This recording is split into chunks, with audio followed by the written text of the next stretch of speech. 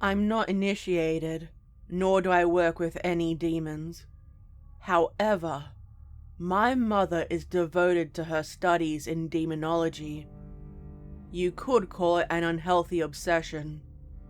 She has never wished to work with these entities, but instead to force them to her will, to become their ruler, to break them, and thus would end up ruling over all humanity.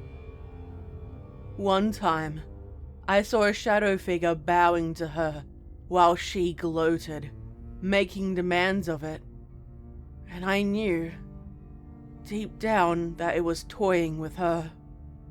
She was their prey. A flash of hatred in its eyes, and I knew a punishment would be reaped. Needless to say, these entities took a clear dislike to being treated like this. So our lives were plagued with misfortune, lost jobs, things would go missing, angry outbursts, numerous smaller things. But worst of all, pets would go missing only to be found in pieces. Unexplained illnesses, issues with the law. To say she was a negligent parent would be an understatement. She'd tell me just one more ritual and we'd be rich. Or we'd be happy. Or we'd have everything we'd ever dreamt of. We'd be a happy family. How many times did I hear that redundant phrase? Always seeking out the next best thing, rather than consistent work. Perhaps that is why any demons of note shied away from her. She preferred to read books, or communicate in her room devoted to it. One I've never seen inside of. The sacred ritual room. I wouldn't have minded if she behaved like a parent and actually spent time with me, bothering to raise me rather than letting school or TV do it instead. Everything a parent usually did for their child was done by me, a silent expectation for me to cover for her when the other adults would try to hold her accountable. I remembered her running out of her room one day, grabbing me by the arms, eyes wide and with a ghastly smile. An unusual unhinged laugh came from her lips. She was babbling and rambling on, telling me that she loved me, and I was the most precious thing in her life. That one of the demons, one she would not name, told me I was fathered by one of their ranks. A gift for many years of service. She speculated on whose I was. Perhaps without foresight, she never bothered to inquire whose exactly I was. With my Kraft mac and cheese, watching TV shows of happy families with parents who actually gave a shit about their kids. The artificial light shining on me, taking mouthful after mouthful until it was all gone, placing the bowl next to all the discarded others by my bedside table, turning off my light, rolling over, and curling up, wrapping the blankets tightly around me. All night I'd hear her chanting, moaning out into the void, crying out to different entities, all in hopes of allowing one to pick her. The desperation would make me sick, resentful. I'd turn the volume up, blasting my ears to drown her out, only for the sounds to grow and grow. Sometimes the walls of our small house would shake.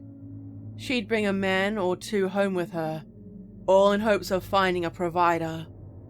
None of them stayed, or if they did, they'd only remain because of the crazy demon chick and her amorous escapades.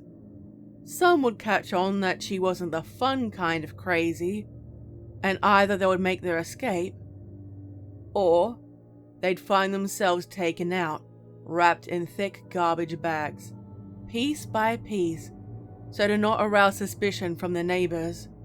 Her bedroom only used for an occasional slumber, and a storage facility for her clothing. We had a pork roast on many occasions. Since it was the only time she bothered to cook, I was happy to accept it.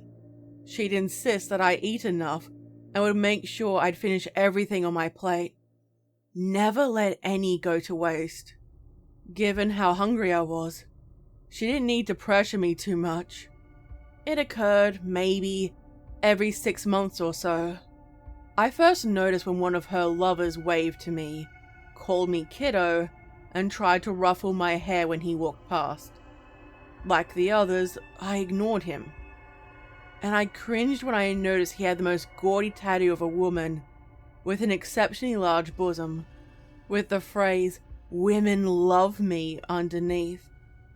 Her standards were already low, yet I got secondhand embarrassment from them both. I'm not sure why that detail, rather than all of his numerous faults, stood out to me. I thought these were proper family events when we had them. Roast pork, potatoes, mac and cheese, and corn. It was great. Sitting together at the kitchen table, I remembered scraping the crackling with my fork, and I noticed the same tattoo, and connecting the dots, paused for a moment before taking another mouthful. Besides their flesh, she'd keep a few choice items from them. Their cash, any valuable items she could sell or trade, and most surprisingly of all, their genitalia. She'd dry the pieces out to preserve them. Using a single nail, she'd secure them to the wall of her ritual room. Knowing her, I wasn't sure if she took them before or after death. At first, I'd flinch when I heard that nail driven in by the hammer. I saw them when she partially opened the door, hissing outside to tell me to keep the noise down, and I saw the filth inside. There had to be over 20, lining the walls of varying sizes and shapes. The wicked aroma filled my senses, and I knew I should have hated it. That it was disgusting. Yet the aroma of decay was a homely, even comforting one.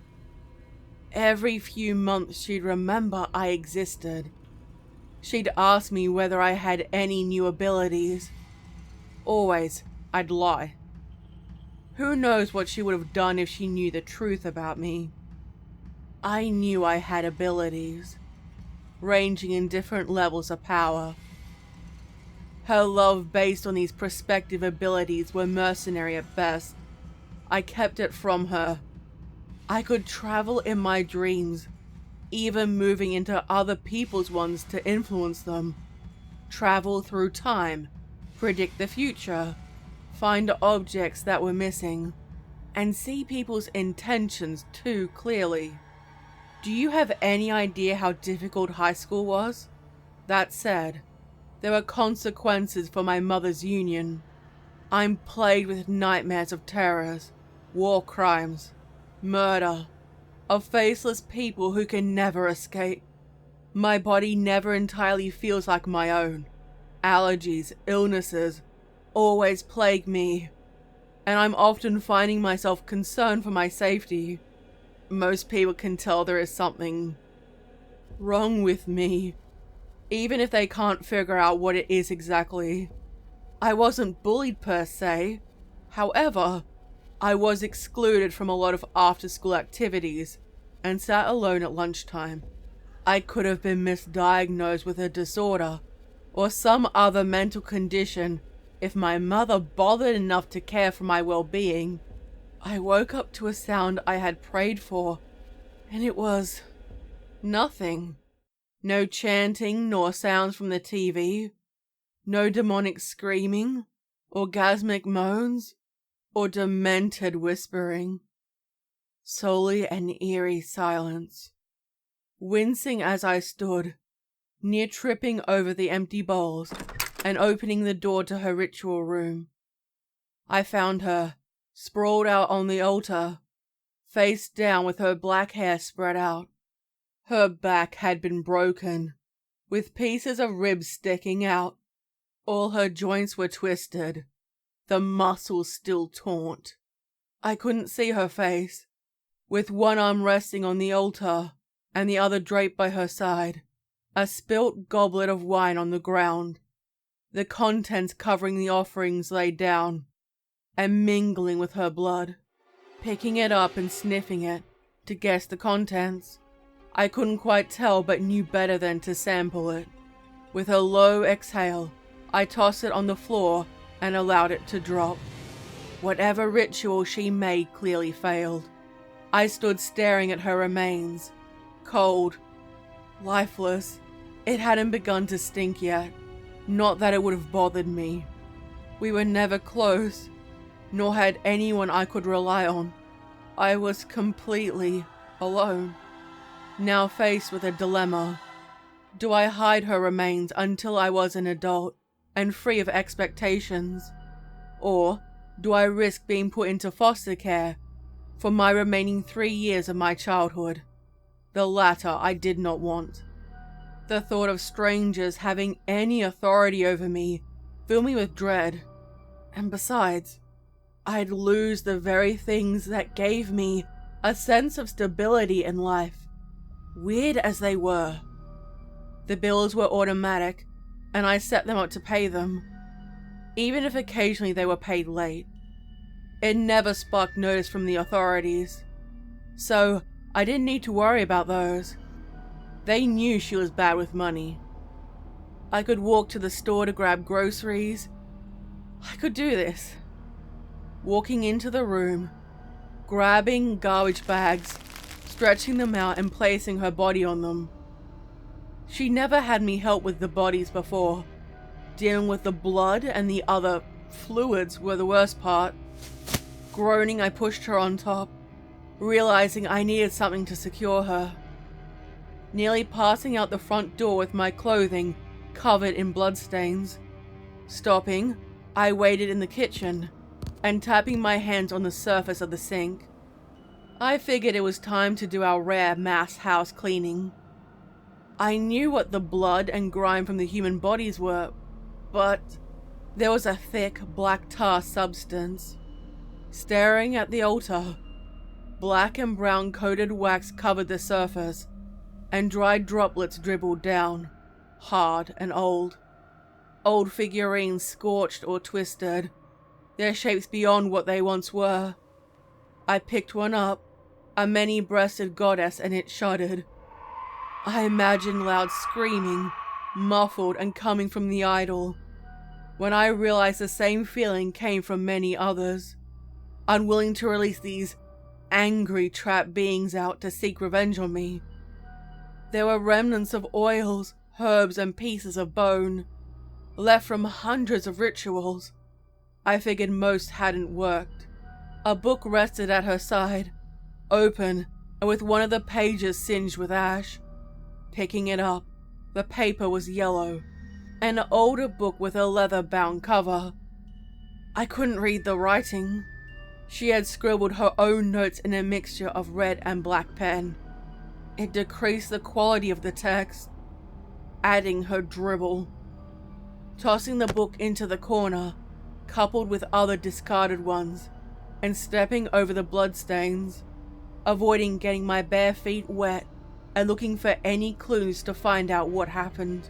I expected a demonic voice of my father coming through, speaking to me for the first time, his voice booming, gravelly and evil, only to have the faint chirping of birds outside. Another day of drudgery. She never bothered to clean, stepping out and walking to the cramped kitchen, covered with bowls, old food wrappers, and stray bills that went unpaid. Opening the cupboard below the sink, taking out a dust-covered bottle of antiseptic and taking it into the room, pouring it on the carpet and beginning to scrub as hard as I could. I felt a presence of something. The ghost of my mother? No, her soul had moved on, or rather, had been taken by one of the many she made a deal with.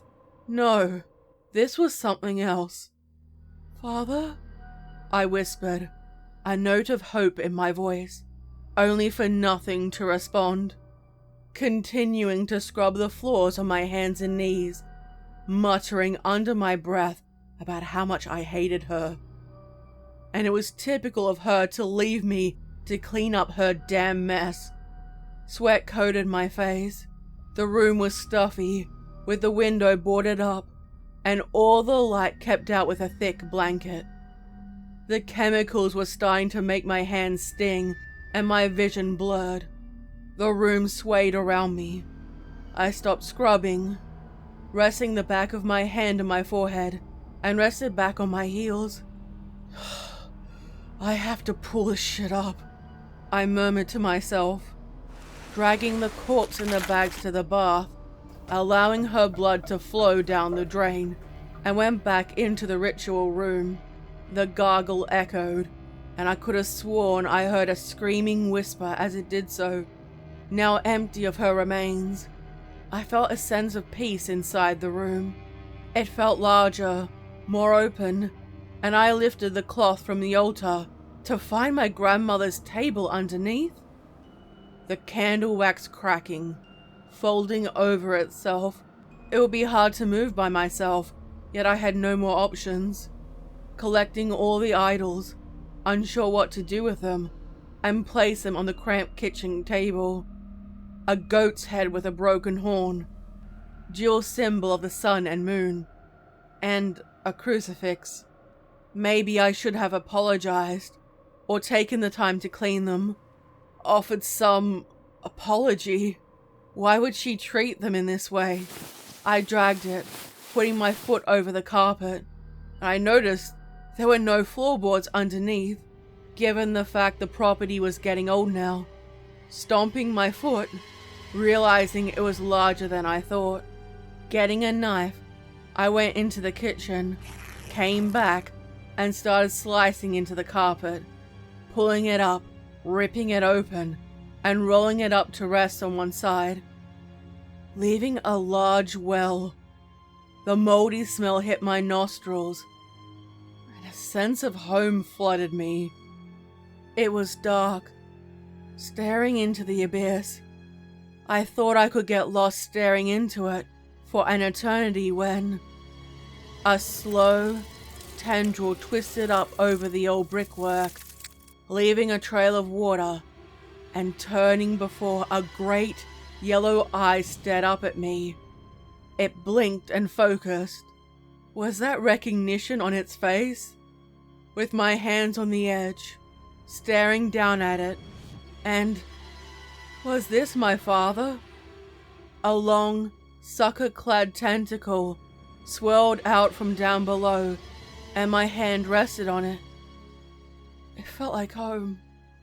Silently, it beckoned me. Father? I insisted again.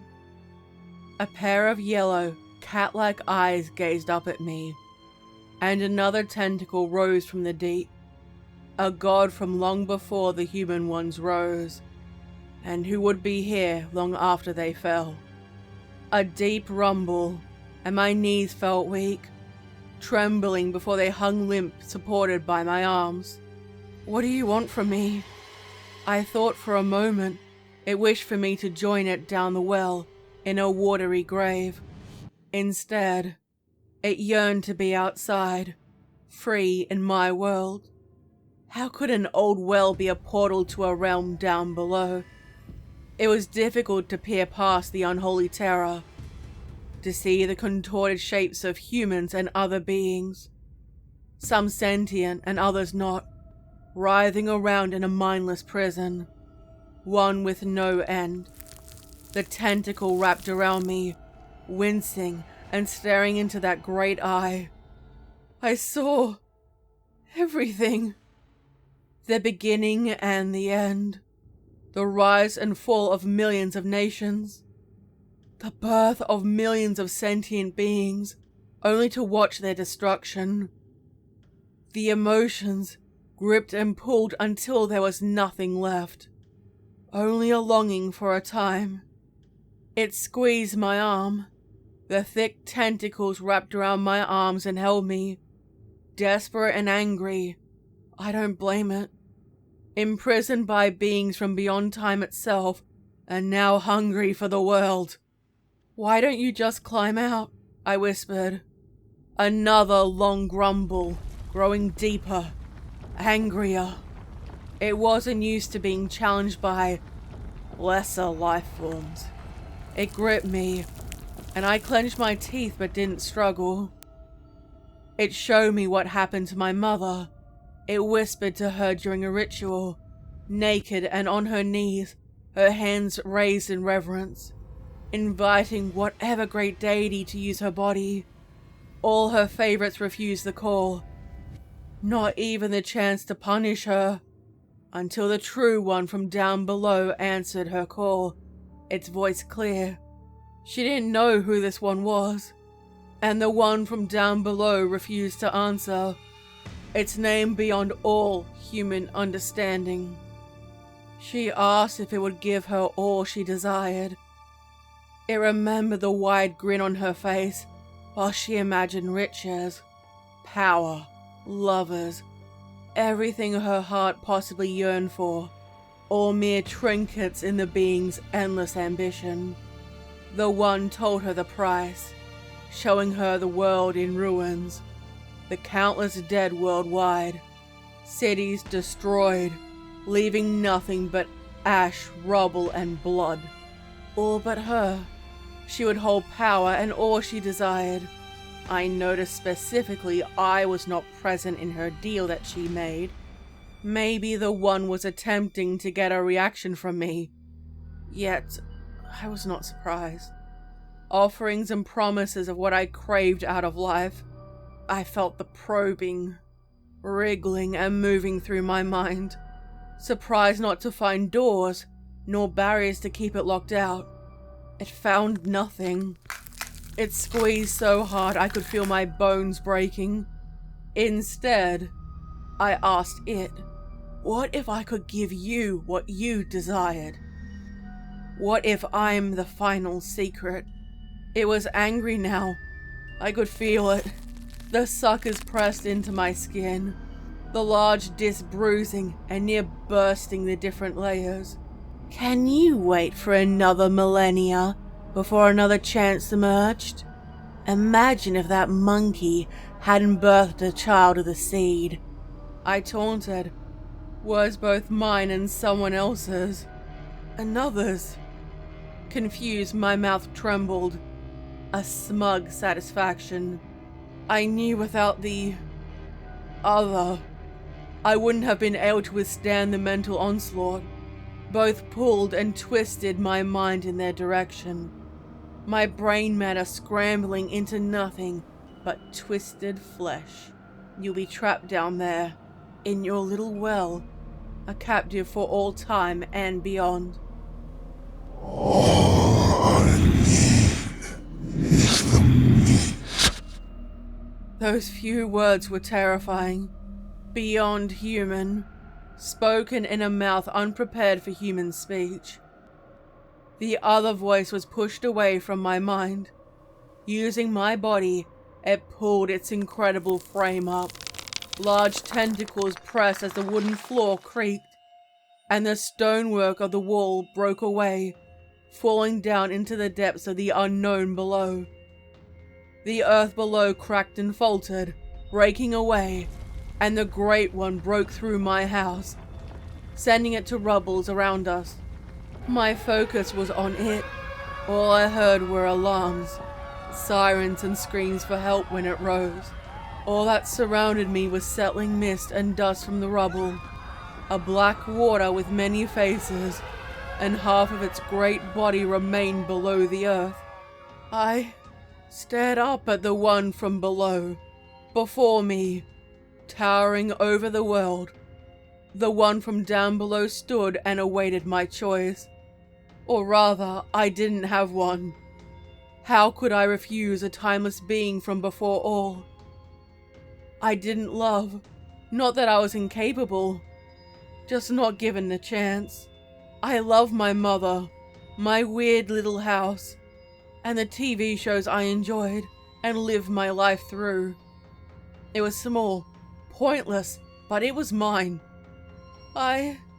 The hesitation stung in the back of my throat. A defiance, an unwillingness to comply. Whoever had been my father, a hand rose from the murky water. With 6 fingers, followed by others with strange claws attached to them. Beings before humankind, during and after. The screams, sirens, and alarms faded, until an eerie silence claimed the land. I was alone.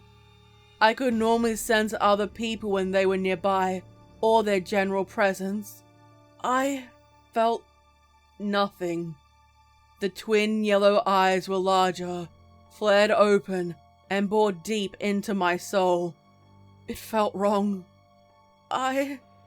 It waited.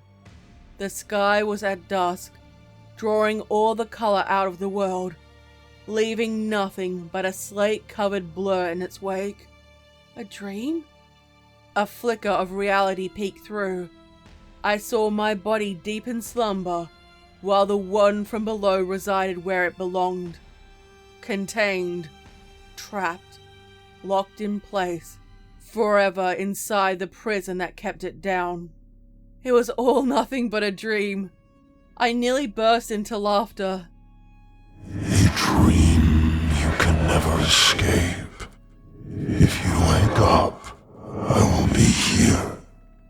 There is no escape. Dreaming had been how I coped with my situation. I'd visit other families, tricking them into believing I was a friendly ghost. Was my mother still alive? Her promises to deity still ringing out in the house while I slept in bed.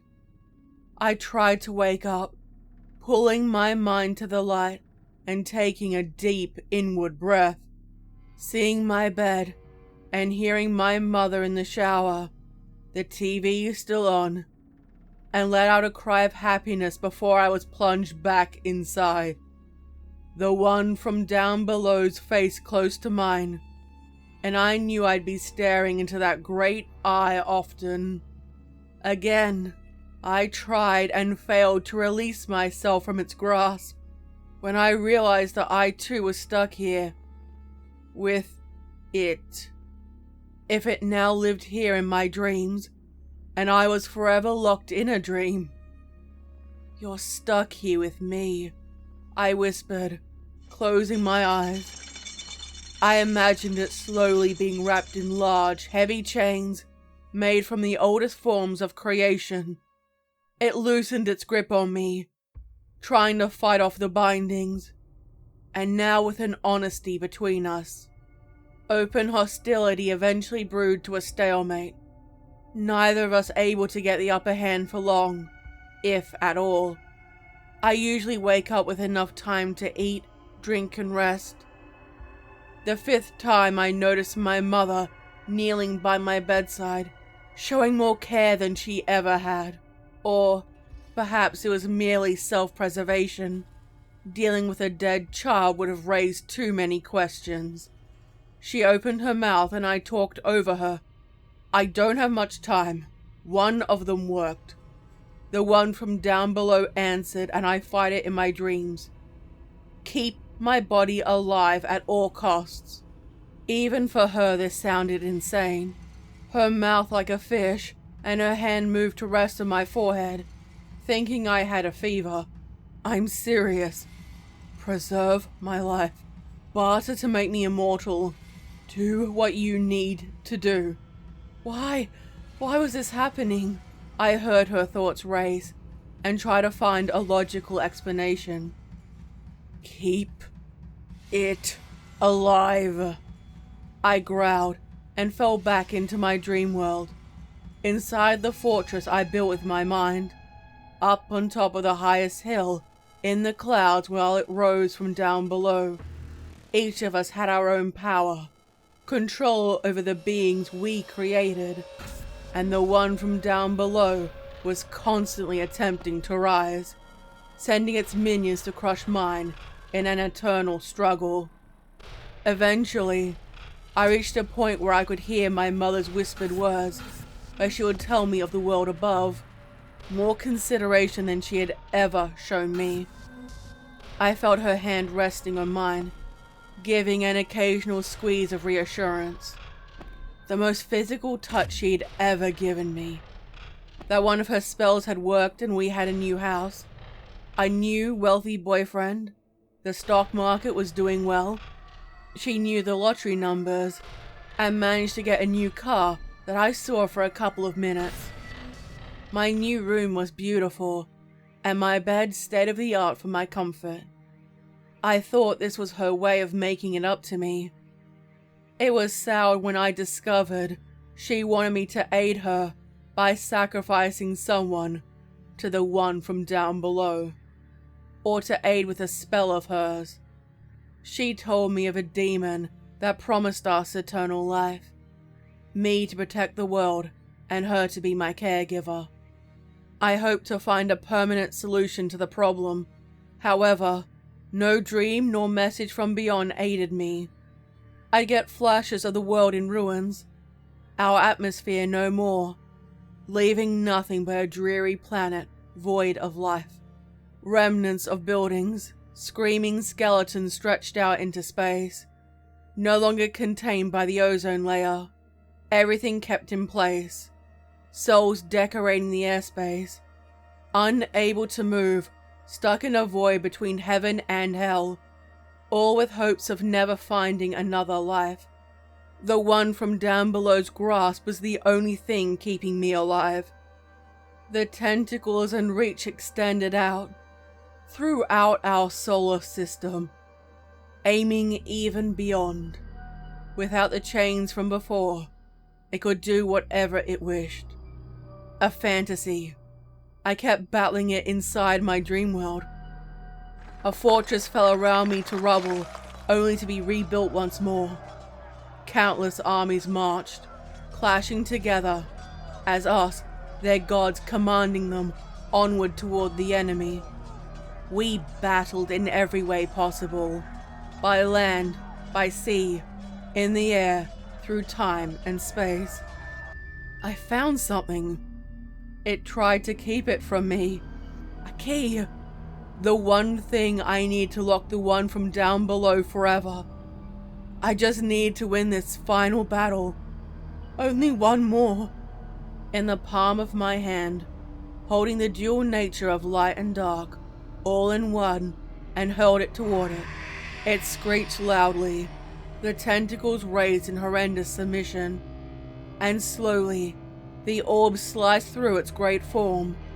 A booming cry of defeat rang out, as it dispersed into nothingness. The one from down below was simply no more. I had complete power and authority, able to shape the world in my image. The epic battle had finally come to a conclusion. I could rebuild the world anew, however I chose, filled with the ideals and beliefs I desired.